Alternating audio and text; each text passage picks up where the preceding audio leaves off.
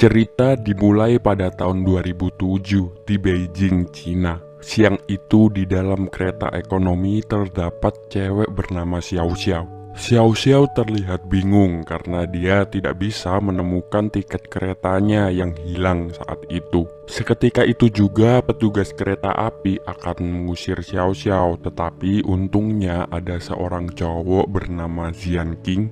Jian Qing menyelamatkan Xiao Xiao dengan cara memberinya tiket kereta api yang secara tidak sengaja Jian Qing membeli secara berlebih sebelumnya. Xiao Xiao pun langsung duduk di sebelah Jian Qing. Di situ juga ada teman-teman dari Jian Qing. Mereka saling berkenalan satu sama lain. Ternyata mereka sama-sama ingin pulang ke kampung halamannya, yaitu kota Youjiang. Sesampainya di kota Youjiang, Xiao Xiao tidak meninggalkan Jian Qing begitu saja. Mereka mulai kenal dan mereka semakin akrab. Xiao Xiao seringkali main ke rumah Jian Qing. Dari hari ke hari, Xiao Xiao dan Jian Qing semakin akrab dan mereka lama-lama semakin nyaman. Di suatu malam, Xiao Xiao keluar dengan Jian Qing. Di situ mereka melihat indahnya lautan. Ya, malam itu adalah malam tahun baru. Jian Qing berkata kepada Xiao Xiao bahwa Xiao Xiao ini adalah wanita yang berbeda. Karena kebanyakan wanita yang ditemui Jian Qing ini biasanya pendiam, tetapi Xiao Xiao orangnya ugal-ugalan, frontal, dan juga suka mengumpat. Tapi karena hal itulah Jian Qing semakin nyaman dengan Xiao Xiao karena Jian Qing tidak perlu berpura-pura menjadi orang selain dirinya. Selanjutnya diceritakan bahwa Jian Qing dan Xiao Xiao ini ternyata sudah lama merantau di ibu kota, yaitu kota Beijing. Jian Qing sudah selama 4 tahun berkuliah di sana, sedangkan Xiao Xiao di Beijing untuk mencari pekerjaan.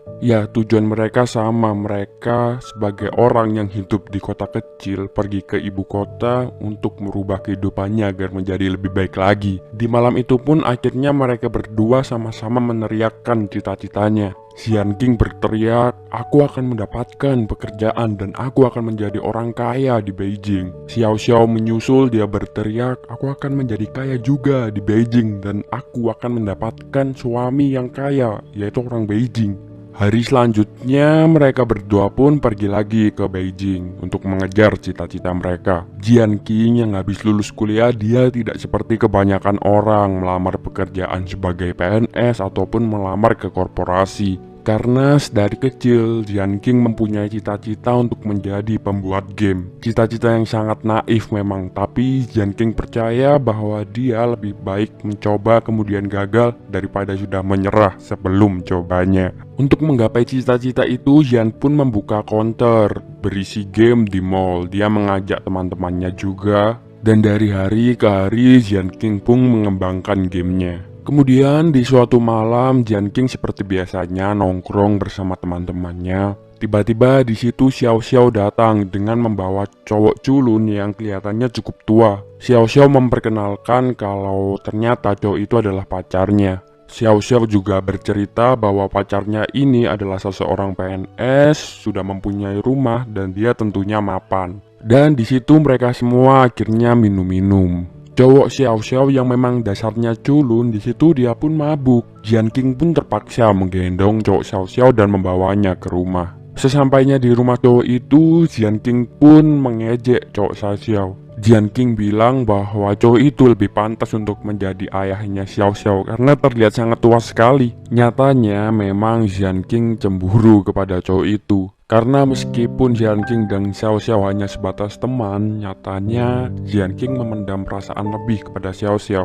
Ya, dan memang rasa nyaman yang membuat Jian Qing lupa kalau dia hanya sebatas teman saja dengan Xiao Xiao. Padahal ketika itu Jian Qing tahu bahwa Xiao Xiao berpacaran dengan cowok ini bukan karena tampang ataupun parasnya, tapi karena mencari kekayaannya. Karena dari dulu Xiao Xiao menginginkan suami yang kaya yang bisa membuat hidupnya berubah. Beberapa bulan kemudian, counter game Jian Qing dan teman-temannya tidak kunjung berkembang. Mereka tidak menghasilkan cukup banyak uang. Hal itulah yang membuat satu persatu teman Jian Qing tersadar akan realita dan teman Jian Qing memilih untuk mencari pekerjaan yang lebih baik. Tetapi Jian Qing tetap mempercayai cita-citanya. Dia tetap meneruskan membuat game itu. Selanjutnya tiba-tiba Jian Qing King ditelepon oleh Xiao Xiao. Xiao Xiao bilang bahwa dia ingin curhat. Jian King langsung bergegas untuk pergi ke rumah Xiao Xiao. Di situ Xiao Xiao bercerita bahwa dia habis diputusin oleh pacarnya. Alasan mereka putus karena orang tua pacar Xiao Xiao tidak menginginkan mantu yang miskin seperti Xiao Xiao. Saat mendengar cerita itu, awalnya memang Jian King prihatin, tapi sebenarnya dalam hatinya Jian King senang luar biasa. Lalu Xiao Xiao juga bercerita bahwa dia tidak mempunyai tempat tinggal lagi. Jian King yang kasihan pun akhirnya menawari bagaimana kalau Xiao Xiao tinggal serumah bersama dengan Jian King. Dan akhirnya mereka berdua tinggal bersama di suatu rumah yang sangat kecil.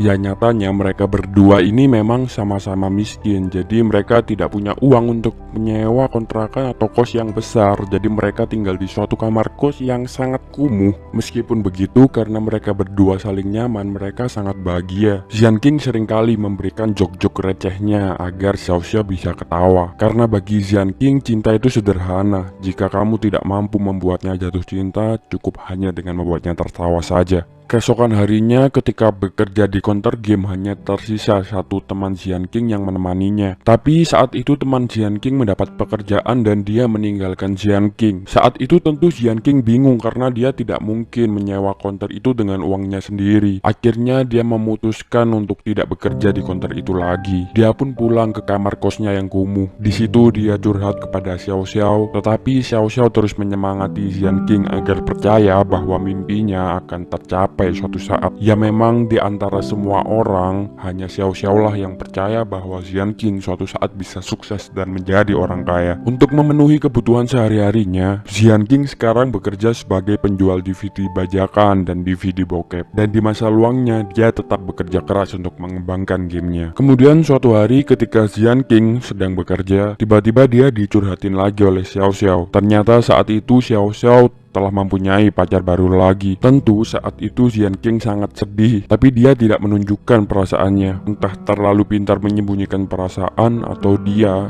terlalu bodoh untuk menyatakan perasaannya. Dan ya, lagi-lagi Jian King memutuskan untuk menunjukkan senyum palsunya. Beberapa hari kemudian, ternyata diketahui bahwa pacar Xiao Xiao ini telah mempunyai seorang istri. Ya, memang Xiao Xiao hanya mencari pria yang kaya saja. Dia tidak tahu pria ini adalah pria yang brengsek atau bagaimana. Tapi lagi-lagi Jian King di situ ada untuk menenangkan Xiao Xiao yang sedang terpuruk. Jian King pun menghibur Xiao Xiao, dan entah apa yang terjadi, tiba-tiba Xiao Xiao mencium Jian King, dan di situ akhirnya mereka berdua pun bercinta. Keesokan harinya tanpa alasan yang jelas, tiba-tiba Xiao Xiao meninggalkan Jian King. Tentu Jian King bingung. Jian King pun menelpon Xiao Xiao, tetapi Xiao Xiao tidak pernah mengangkat telepon.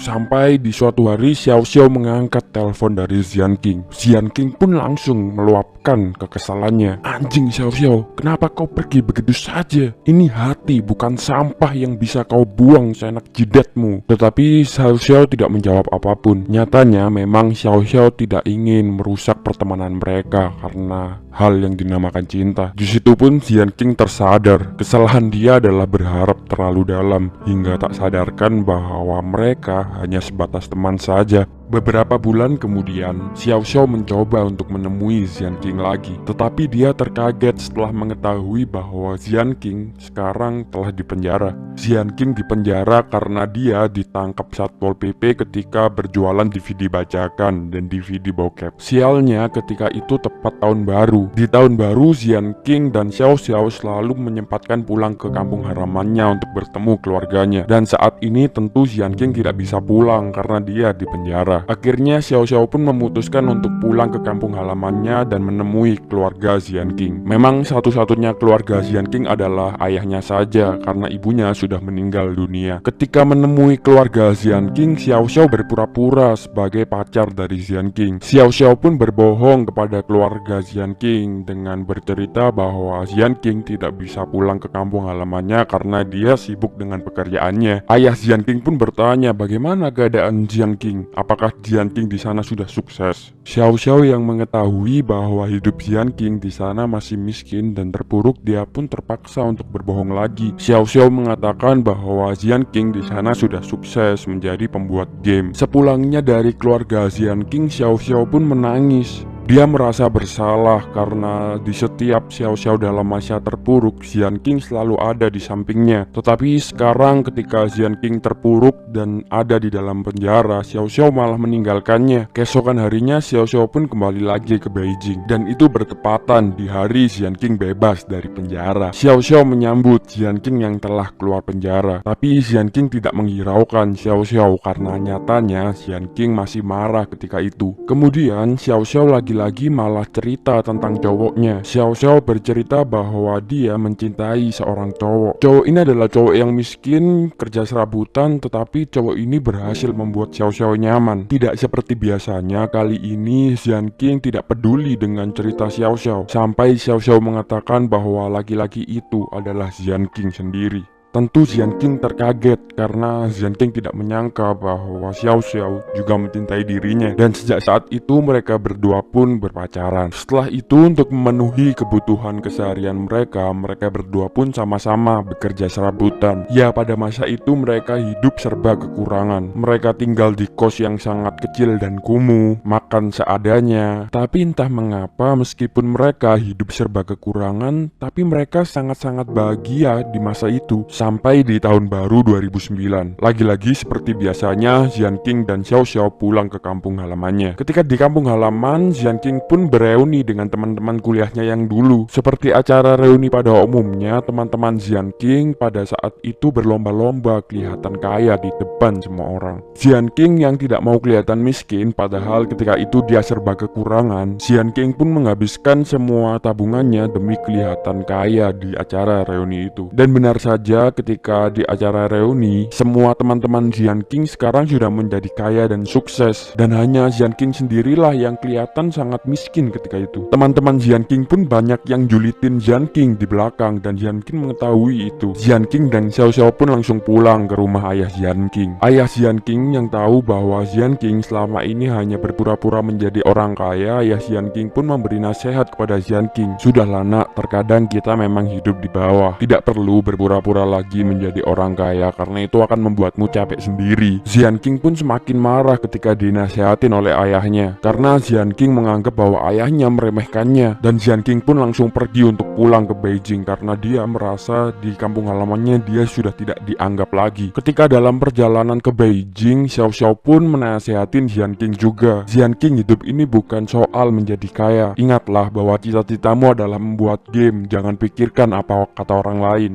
Setelah mendengar nasihat itu, Xian King semakin marah karena lagi-lagi dia merasa dia diremehkan, bahwa dia tidak bisa menjadi orang kaya karena direndahkan dan dihina semua orang. Itu menyebabkan mental dari Xian King terganggu. Setibanya di Beijing pun Xian King sering marah-marah tidak jelas. Di pekerjaan dia terkena masalah karena Xian King tidak terima karena pelanggannya berlaku semena-mena kepada Xian King. Xian King pun dipecat dari pekerjaannya karena sudah muak dengan kehidupannya, karena semua orang memandang rendah Xian King. Xian King pun semakin lama semakin tidak jelas. Di suatu malam tiba-tiba Xian King memukuli orang tanpa alasan yang jelas. Xian King pun juga tidak pernah menghubungi ayahnya lagi karena dia malu ke ayahnya karena dia masih miskin. Dia juga sering marah-marah tidak jelas kepada Xiao Xiao, dan untuk pelarian dia pun hanya bermain game, tidak menghiraukan sekitarnya. Xiao Xiao pun juga tidak dihiraukan. Sampai di suatu hari Xiao Xiao yang muak, dia pun memutuskan untuk meninggalkan Xian King. Xian King tentu mengejar Xiao Xiao yang ketika itu kabur dengan menggunakan kereta. Tetapi ketika melihat Xiao Xiao di kereta dan dia ingin mengajaknya pulang, Xian King tersadar Xiao Xiao akan hancur hidupnya jika hidup bersama Xian King terus. Xian King juga tersadar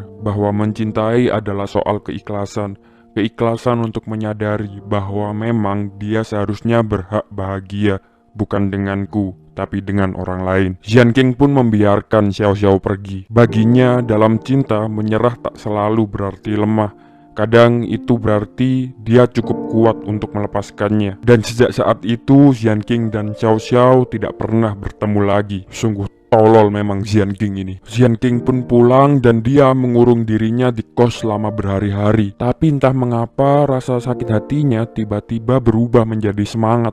Xian King pun langsung dengan serius membuka bukunya dan mengembangkan gamenya yang belum sempat selesai. Dari hari ke hari dia mengerjakan gamenya sampai gamenya itu pun selesai, dan dia mengupload gamenya ke internet. Setelah itu Jian King pun hidup seperti biasa. Dia menikmati kesendiriannya dengan melihat pemandangan, melihat kota-kota sekeliling. Dan selama itu juga dia masih memikirkan Xiao Xiao. Tetapi lagi-lagi bagi Jian King, Xiao Xiao adalah patah hati yang tidak pernah dia sesali. Tiba-tiba di suatu hari Jian King terkaget karena ketika dia berjalan-jalan di kota, semua orang memainkan game yang dia buat. Dia pun langsung mencoba mengecek rekening banknya. Dia semakin terkaget ketika melihat di dalam rekening banknya sudah ada uang bermiliar-miliar hasil dari penjualan game tersebut. Jian King pun menangis seakan tidak percaya dengan apa yang terjadi. Keesokan harinya pun Jian King ditemui banyak investor karena banyak yang ingin menginvestasikan uangnya ke game Jian King. Dan beberapa bulan kemudian Jian King sudah menjadi salah satu orang terkaya di Cina. Jian King pun juga sering masuk TV untuk diwawancarai atas kesuksesan yang telah dia capai. Dan pada suatu saat Xiao Xiao melihat Jian King yang ada di TV. Ketika itu Jian King diwawancarai dan dia ditanya, "Bagaimana Jian King kamu bisa sesukses ini?" Jawab Jian King, "Aku tidak pernah berpikir bisa menjadi sekaya ini karena dulu semua orang menghinaku dan merendahkanku. Tetapi aku terus berjuang karena ada seorang wanita yang selalu menyemangatiku dan selalu percaya bahwa suatu hari aku bisa sukses nantinya." Melihat itu pun Xiao Xiao ikut senang karena Jian King sekarang sudah kaya raya. Setelah Jian King kaya, Jian King pun berusaha membelikan rumah ayahnya dan mengajak ayahnya ke Beijing.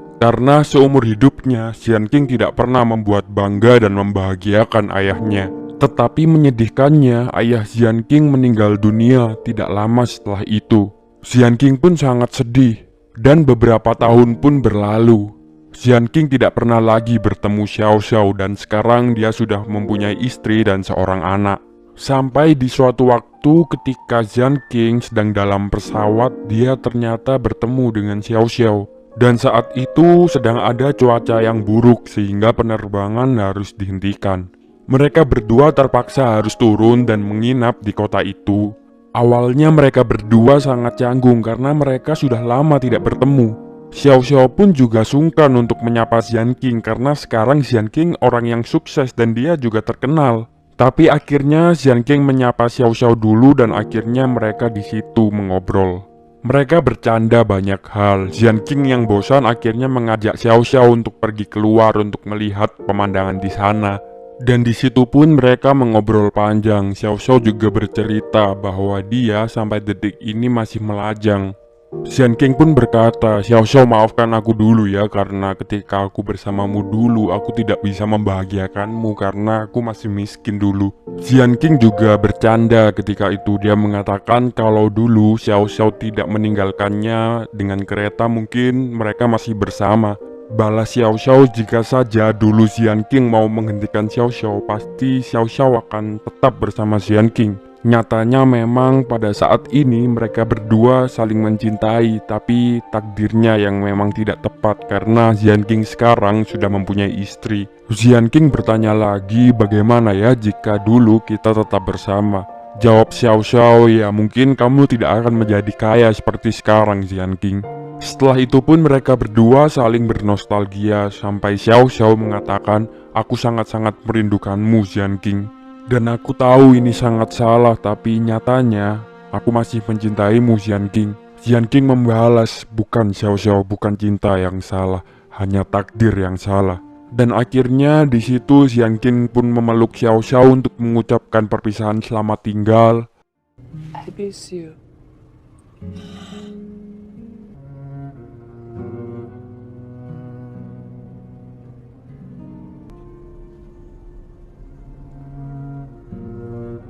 一点都没有。他的被爱就是我没有权利被爱。你爱过我吗？我一直都爱你。 Dan filmnya pun habis. Terima kasih buat teman-teman yang sudah menonton sampai akhir. Jangan lupa saksikan konten selanjutnya.